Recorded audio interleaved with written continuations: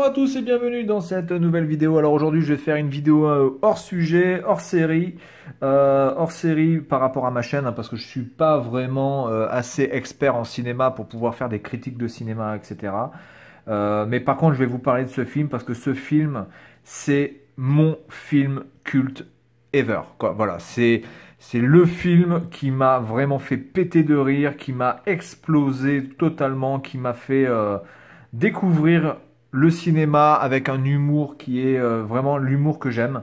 Un humour libre, un humour assez fin parfois, un peu grossier aussi quelquefois. Il y a de tout dans ce film. Donc je vais pas vous spoiler l'histoire ou toute l'histoire de ce film parce que ça sert à rien. Je préfère que vous le voyez par vous-même. Alors il y a une cover en carton pour la version taïwanaise. Je ne sais pas si c'est une cover qui est propre à Taïwan ou en Asie, ou si cette cover-là est disponible dans les autres versions. En tout cas, moi, j'ai ce petit cover en carton. Alors, dans ce film, tout est énorme, hein. La bande-son est énorme. Le scénario est vraiment bien écrit.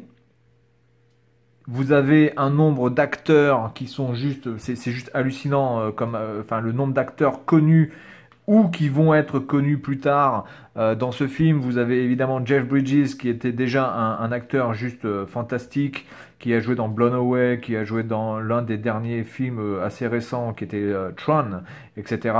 Vous avez John Goodman. Alors John Goodman, qui est pour moi, je pense, l'un des acteurs les plus incroyables dans ce film, même si j'adore évidemment Jeff Bridges, mais John Goodman est quasiment au même niveau par rapport à la popularité de son personnage. Hein. Son personnage est aussi connu que celui-ci.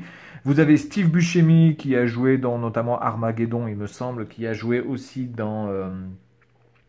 Enfin, qui a joué dans énormément de films. Je ne peux pas vous les citer parce que je ne les ai pas en tête, mais je sais qu'il a joué dans Armageddon, en tout cas, ça j'en suis quasiment sûr. Il a joué dans Les Ailes de l'Enfer aussi, il me semble.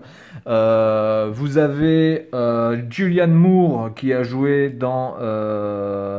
alors, elle n'a pas joué dans Le Silence des Agneaux, mais il me semble qu'elle a joué dans le troisième épisode de la série Hannibal, ou le deuxième épisode dans Hannibal, enfin en tout cas c'est un des deux, Julianne Moore. Vous avez Tara Reid qui a joué dans pas mal de nanars, mais que même dans ce film, elle n'a pas un rôle extraordinaire, mais le peu qu'elle fait, c'est vraiment énorme.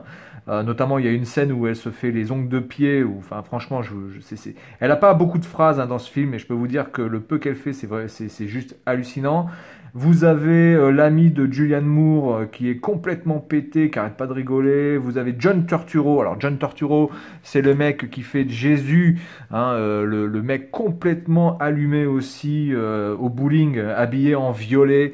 John Turturro qui est vraiment aussi un excellent acteur qui a joué dans un film qui est très peu connu, qui s'appelle OK Garage, et je vous conseille de le regarder. Voilà. Et vous avez un des acteurs qui a eu un Oscar 7 ans après ou 6 ans après, qui s'appelle, il me semble, alors je ne voudrais pas me tromper dans le nom, mais il me semble qu'il s'appelle, alors je vais quand même le regarder là-dessus au cas où, si c'est pas écrit. Ah, comment il s'appelle? Il a joué dans Truman Capote. Il a joué dans Truman Capote et il s'appelle Hoffman, quelque chose de Hoffman. Comment il s'appelle ce con? Philippe, je crois que c'est Philippe Seymour Hoffman. C'est pas écrit ici parce qu'il a un petit rôle. Bon, on le voit plus que Tara Reid, hein, mais son nom n'est pas inscrit ici et n'est pas inscrit ici aussi, il me semble. Non, c'est pas inscrit. Je crois que c'est Philip Seymour Hoffman et qui avait joué dans Truman Capote et qui avait remporté l'Oscar du meilleur acteur. Voilà, donc ce film, tout est énorme. Voilà, tout est énorme. Tous les personnages secondaires sont vraiment marquants. Même la personne qui a la grosse moustache. Alors lui, je me rappelle pas du tout de son nom, mais c'est une sorte de cow-boy avec une grosse moustache blanche qui fait la voix off au début et à la fin, où à la fin il boit un canon avec le duc. Tous les personnages secondaires sont énormes, l'histoire est énorme, il y a des phrases cultes, il y a des scènes cultes.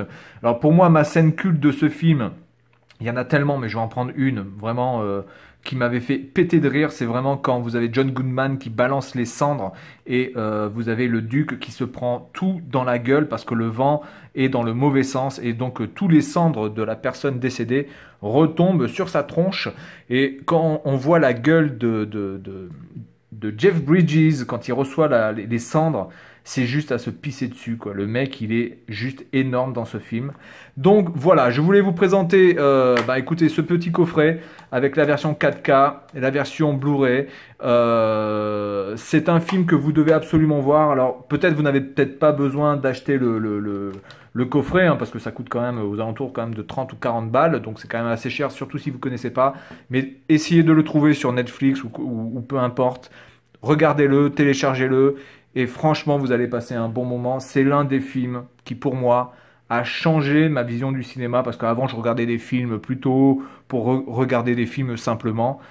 Mais ce film-là a vraiment bouleversé ma vision du cinéma. Alors après, il y a des films bien avant qui m'avaient plu aussi, hein, comme Alien, Predator, etc. Mais ce film-là, j'ai vraiment vu un travail énorme au niveau scénaristique et doublage. Alors il y a aussi le doublage en français, même le doublage en français est réussi. La voix de John Goodman et de Jeff Bridges sont vraiment énormes aussi dans ce film. En version française, c'est vraiment du très très bon travail.